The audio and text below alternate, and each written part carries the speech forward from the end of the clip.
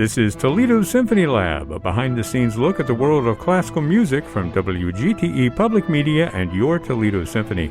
I'm Brad Cresswell. Joining me today are the Toledo Symphony's president and CEO, Zach Vassar. We also have principal second violin and artistic administrator Merwin Sue, both gentlemen here in the studio with us for season number 4. Welcome, guys. 4 years. Yeah, we've been doing this for 4 years now. Not quite the way that we're doing it today. We have a lot of social distancing going on. We have a lot of precautions in place. You might notice our voices sound a little bit different. That's because we're all wearing masks as we talk into the microphones. We have plexiglass dividers up here in the studio so we can see each other through the glass, but that's about it. So we're doing everything we can to keep it safe here in the studio. The hazmat suits were a really nice touch. Yes, the hazmat suits. Oh, wow. Oh, my gosh. Yeah. And who had 1 minute? Who had 1 minute?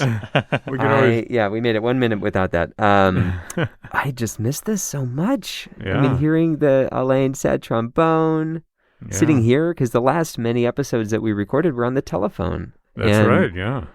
But we have a lot of stuff to talk about today. The symphony is starting up with new performances coming back into the world of offering great art to the community this weekend, in fact. There's a fantastic concert of music by Max Richter we're going to talk about. But before we get into that, maybe, and Merwin, you can probably address this a little bit. Talk about how the season has adapted, how you've had to adapt under the pandemic. Absolutely. I think it's been something that really tests our mettle in terms of we always speak of ourselves as a very nimble and adaptable organization. And we've really been put to the test, and I think we're passing it with flying colors. We are going to be socially distanced on the stage. We are going to be performing to a socially distanced audience. And there's going to be so many different ways to access our performances. And what we're performing is something that I think really responds to kind of the moment. I think we're talking about reinvention, recomposition. I think beginning with a piece like Max Richter's 4 Seasons Recomposed really sets the tone for so much of what we're going to be doing. We're going to be presenting these great masterpieces, and some of them may be in forms that you might not immediately have thought of in terms of these are the pieces. But I think it's going to be a wonderful season. We're very, very excited. We would be excited to present this really at any time in any season. Yeah, and you're also continuing to do the Beethoven Festival. I mean, this year was a big year for Beethoven's 250th anniversary of his birth. Of course, a lot of those plans were put on hold for organizations all over the globe, but you're continuing to do that, at least present something that speaks to that occurrence. Absolutely, and that's something that will be occurring across multiple series and frankly across multiple parts of the region. We're not just going to be putting this in one venue and saying this is where you're going to come to experience Beethoven. We're really going to be trying to bring so much of the music that I think feels particularly current and passionate and speaks to us so powerfully. And we're going to bring it to all of these different locations in the region. And I think that's something that we're excited about. Yeah. Well, let's talk about Vivaldi Recomposed. First of all, we need to make sure that everybody knows what it is we're talking about. This is the concert that is launching the revised season. Performances this weekend. It's also going to be streamed. I want to talk all about the whole streaming platform that you guys have developed, which is really exciting. But first of all, Zach, why don't you give us a rundown on what is Recomposed by Max Richter? So I want to say it was 2012, maybe 2013, that he did this. So Max Richter is a German-born, now British composer. I love his work. I've spoken about it before. I think the effort he did to create Sleep, which is an 8-hour-long piece of music, is incredible. This is something also completely incredible in that he takes Vivaldi's 4 Seasons, he unstitches it, he reharmonizes it, he gives it new rhythms. The old Vivaldi is in there. Sometimes it's hidden, but it's still there, and sometimes it's almost note for note from the original. But he makes it feel very 20th century. That doesn't mean it's discordant. Mm-hmm. It just kind of lives in a different plane. And, to use the term neoclassical, it's interesting because this is now really neoclassical in a different way. But, I think that the result, it's darker, but it is its own piece, and it is wholly beautiful. So to call it recomposed, it really has been reconsidered and recreated, but it's been done so very lovingly and with great care and from a really expert perspective. So I love this piece. I've been angling to have it put on the programs for a couple of years. So I'm really happy that's how we're starting out. Well, I mean, everybody knows the Four Seasons, whether they think they do or not. It's so ubiquitous and has been for, the century since it was first published in 1725, I want to say. And it's music that you will instantly recognize, even in the form of the Max Richter version of it, because I've heard him say that he only uses around 25% of Vivaldi's musical quotations, as it were, but he takes those quotations and he turns them like into loops. He has this very contemporary way of slicing and dicing the music of Vivaldi in such a compelling, interesting way that he grabs onto those ear-catching moments and develops those. So when you listen to Vivaldi Recomposed, you very much feel like you're listening to the original Four Seasons as well, because those Four Seasons, even now, are so descriptive and so interesting and so ear-catching that it's a wonderful realization, I think, that he's done. And so Deutsche Grammophon has been doing this Recomposed series, and they reached out to Richter to create some new performance of the Four Seasons, and it was easier for him to do what he ended up doing, which is to recompose the entire thing. Yeah. And I got to say, when I first heard about it, it's the sort of thing that makes somebody mad. It's why would they do this? They're taking a wonderful piece, they're trying to tweak it, they're trying to reinvent it, they're trying to make it more relevant, let it live on its own. That's what we would say 99% of the time. This is just really creative and beautiful. So I don't feel like he's created a lesser Four Seasons. I think he's created a different Four Seasons. Yeah. Well, I want to take a minute to listen to a little bit of it. We can play this on the radio. My apologies to podcast listeners if we have to truncate some of this music for you, but we'll play a little bit of, first of all, everybody knows this, right? Vivaldi Spring. I mean, that's one of the most famous pieces of music in the classical canon. But Max Richter takes it and draws it out, and it sort of emerges from nothing, and then he has this little dance-like figuration going on that really is interesting and satisfying and thought-provoking when you're listening to it. It's a little self-conscious that something new is happening, even though it relates to what we just heard in that Vivaldi Spring. But it's obvious that there's, unexpected twists and turns on the way. Let's take just a moment here and listen to what he does.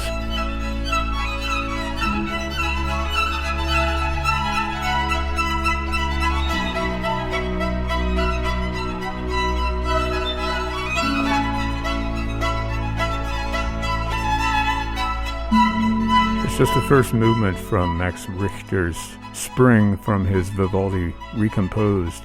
And I can't put my finger on it, but there's something about that particular music that seems so appropriate to everything that's going on with the pandemic and all the fears that people have been facing and all the difficulties they've been dealing with.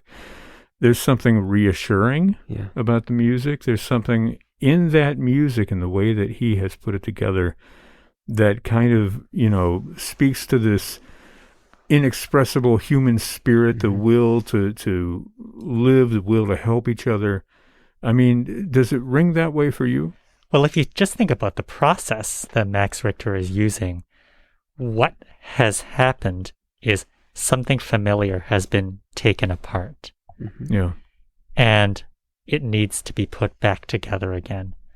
And it might not be the same, but it's going to be recognizable and it's going to be different. And in some ways, it may not be better, but it stands in comparison to what came before. Yeah. And so I think it's interesting that it speaks to the sense that we might not be able to get right back to normal, but this sense of a new normal, this sense of a new recomposition, I think feels very powerful. I think a lot about this piece in terms of DNA, which is very virally appropriate, I guess. But I think that it like when you're taking something so simple as DNA and like, those 4 basic nucleotides, and then you're putting them together in all of these different combinations, and you're layering them and you're twisting them and you're looping them, and you might mutate them. And then you create something new and entirely different. I do think it speaks very strongly to the moment. Yeah. Yeah. Merwin, I love what you just said. I mean, that's such a beautiful way of describing our moment and where we are. And from the DNA perspective, recomposition, it's perfect. So this is why you do what you do. It's exactly how we should be thinking about it. I think that there's in the radio ad that's airing right now, it says that this is music for a new time, and it's music for our time. And I think that resonates with me for a similar reason, but it's that this is a composition that lives in 2 times, the Baroque era and the contemporary era. And that is how we've been surviving, is that we've been living in 2 times. We've been focusing on the present, which is very different, and we've been nostalgic for the past. And I feel like this piece, in even its opening 45 seconds, it has a kind of a rebirth or an origin sense to it. These little wisps that are just kind of floating around. What is that? We don't know. It kind of comes together, kind of starts to make a melodic arc. And as we start over, as we reboot life right now, we're kind of also hearing those wisps of familiarity in our own minds. Yeah, it's just the perfect way to begin this new era, for lack of a better term, the new season, the revised season that we have with the TSO. Let's talk a little bit about how this is actually going to work, as far as, I know you have a very limited audience that you're inviting, or that are buying tickets to go see performances throughout the year. But the really big development here is the ability to stream concerts, even watch concerts on demand. Can you tell us how all of that is going to work? So, we're so fortunate to come back to the stage to begin with, but to be able to do it now and to be able to do it here is, I think, an alignment of a lot of lucky coincidences. I'd love to say that we planned for all of this, but we got lucky in many ways. We spent a lot of the summer advocating for the performing arts. This is an industry that was the first to close, and at least in Ohio was the last to reopen. Yeah. We spent a lot of time working with the governor's office, trying to get the performing arts venues reopened, and they were finally, but only in the last few weeks. And by that point, many arts organizations threw in the towel. They had no choice but to do so. And we still see that many of our stages will be dark in this area and many others. Statewide, I think unemployment in the performing arts has reached 47%, which is the highest unemployment in any sector across the state. So this is a very critical time. And it's a time when I think we've all agreed that we have something to contribute to our community. We have value that we can add. And it's what we keep going back to, is that art in any form gives you a sense of escape. It gives you a sense of changing your perspective. The stuff that we've been talking about, why Recomposed makes sense right now. These are artistic statements, but it's something that we can all engage with.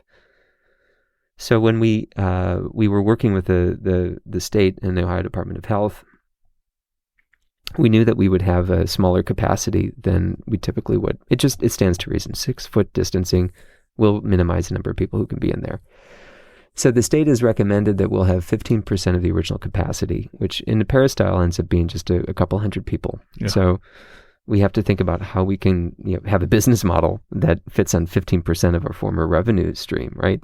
The way we can do that is to capitalize on a lot of the great work that we've been doing from a video standpoint at our performances. The TSO and HD capability suddenly puts us in a position where we can start live streaming and streaming our performances for video on demand.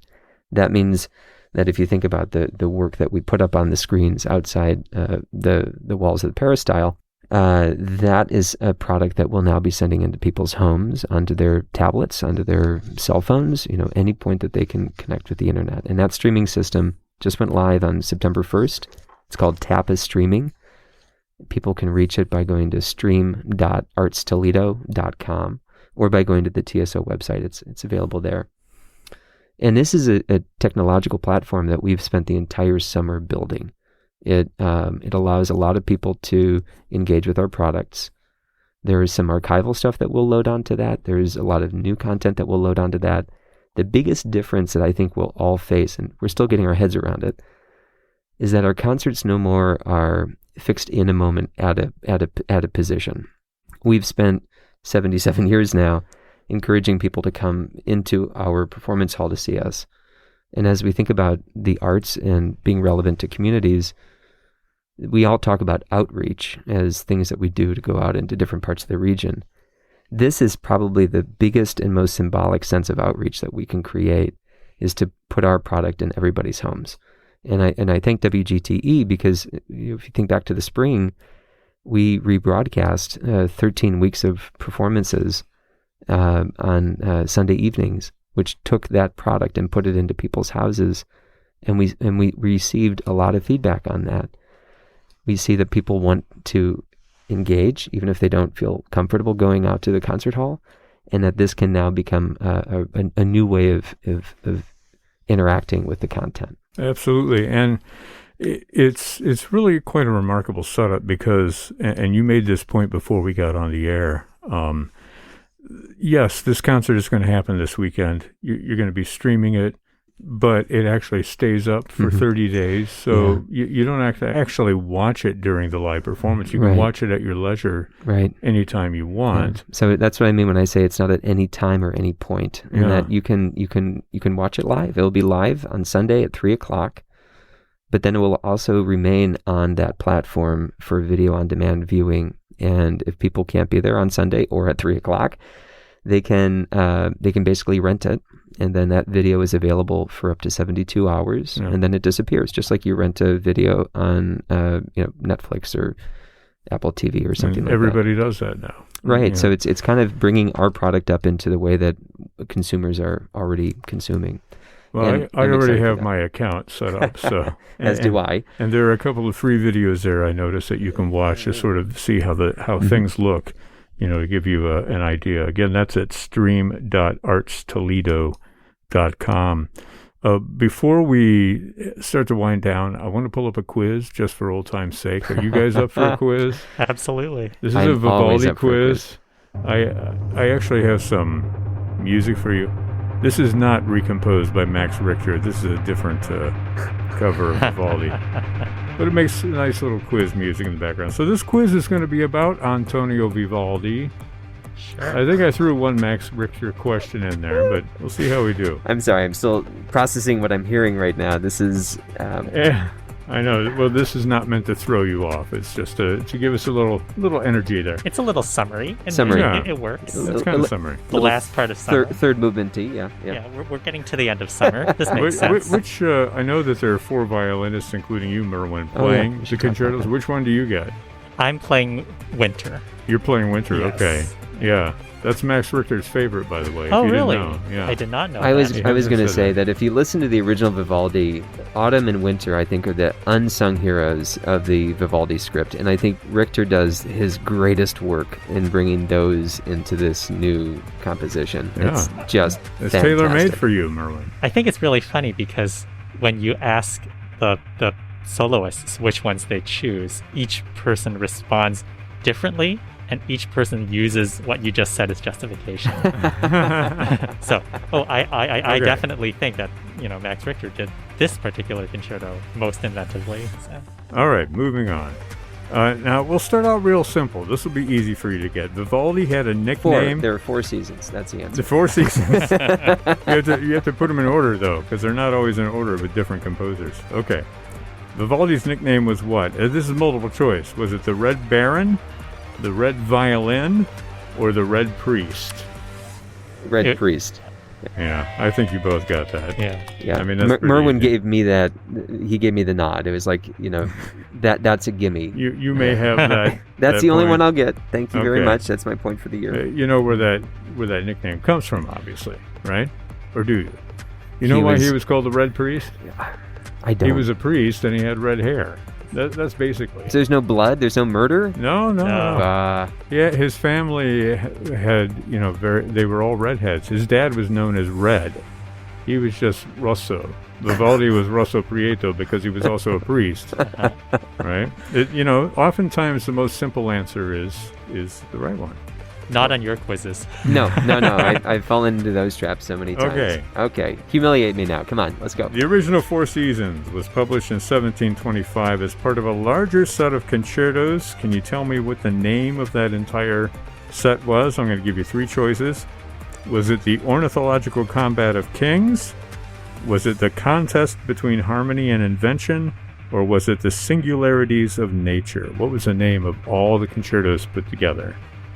It's not A. The It's B or C. It's B. Okay. B. The Contest Between Harmony and Invention. Very good. But there was also poetry. Was the poetry part of that? Were there other poems for the other concerti? No, there weren't poems for the other concertos. So the sonnets Extra were credit. just for this. Can you name any of the other concertos? Some of them are pretty well known. Is Tempesta di Mare one of them? It is. That's Right. the That's why. fruits of the sea, right? Exactly. Sorry, Charlie. Okay, let's move on. Vivaldi wrote new music for 3 of the 4 seasons, but he recycled a tune from his opera Il Giustino, which is about the 6th century Byzantine Emperor Justin I, if you wanted to know.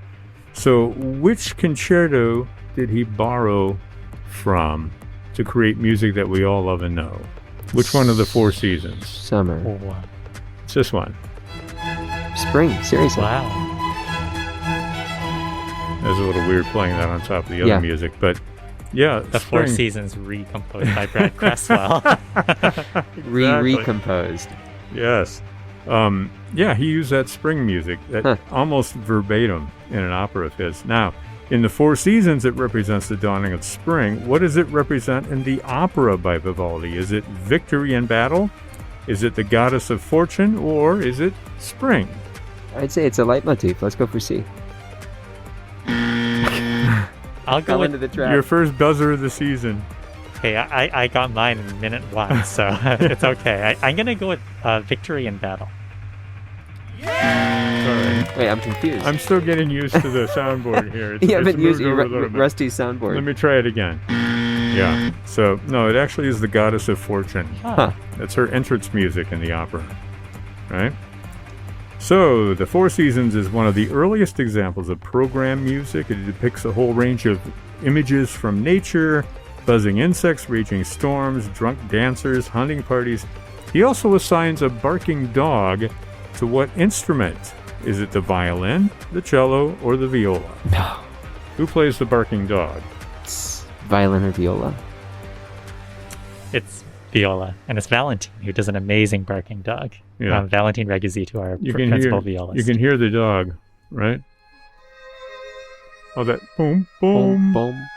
boom, boom. It's a very subdued dog, I would say. Not the way Valentine plays it. Excellent. Well, I mean, the violin is playing the part of a sleeping goat herd, so I guess the dog doesn't want to wake him up. Hey, we need that quiz music back again. Do we? Yeah. It reminds me of a viola joke. Stop me if you've heard They're this all one. viola jokes. What's the difference between a viola and a dog? I don't think I know this one. A dog can stop scratching. You heard it here, my friends. Wow. That's a new one for me. Wow. Yeah. Oh, but it also could be repurposed to any of the other stringed instruments. What's the difference between a violin and a dog? Yeah. Okay, we're running out of time here. Let me do one more question. What did Max Richter say was his primary motivation for creating Vivaldi Recomposed? Was it to reclaim the original 4 seasons? Was it to introduce the modern public to Vivaldi? Or was it to build on Vivaldi's own originality and creativity? C. Oh, I would have gone with that.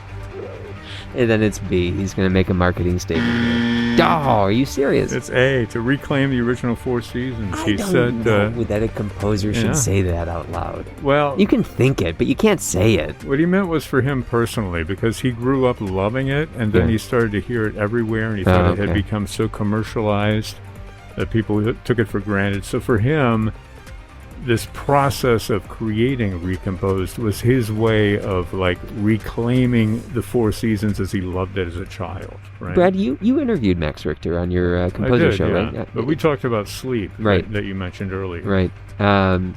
Gosh, I'd love to go back and listen to that right now. Yeah, I have to dig it up somewhere and see if we can put it back on. Well, we're just about out of time. Is there anything else that we want to say? I mean, we're at the beginning of a new season. We have a whole bunch of stuff that we're going to be talking about during the course of this season. And, a lot of things still in flux. Who knows where this pandemic is going to take us? Mm-hmm. But at least we're, moving in the right direction with these concerts and with the streaming service. Anything that we want folks to know before all of this launches this weekend?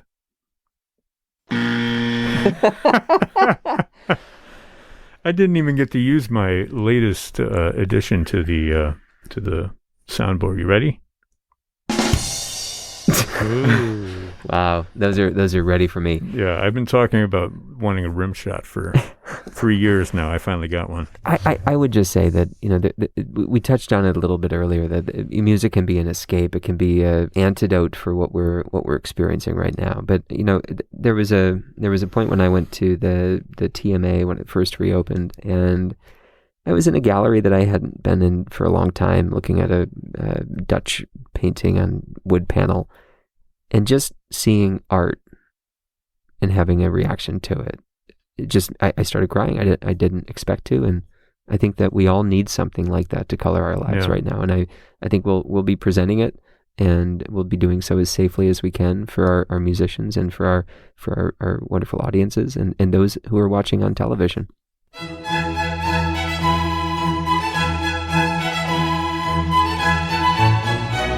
This program is a production of WGTE Public Media in collaboration with our sponsor, the Toledo Symphony, with generous support from the Rita Barber Kern Foundation. You can download episodes of our program as a podcast by going to our website at wgte.org/lab. You can also subscribe to us through your podcast app of choice, including Apple and Google Podcasts. You can find out what's going on with the Symphony online at their website, that is at toledosymphony.com. You can also go to their various social media outlets on Facebook, Instagram, and Twitter. And also don't forget, you can find out about the new streaming service for TAPA at stream.artstoledo.com. My thanks to Zach Vassar and Merwin Sue. I'm Brad Cresswell. You've been listening to Toledo Symphony Lab from FM 91.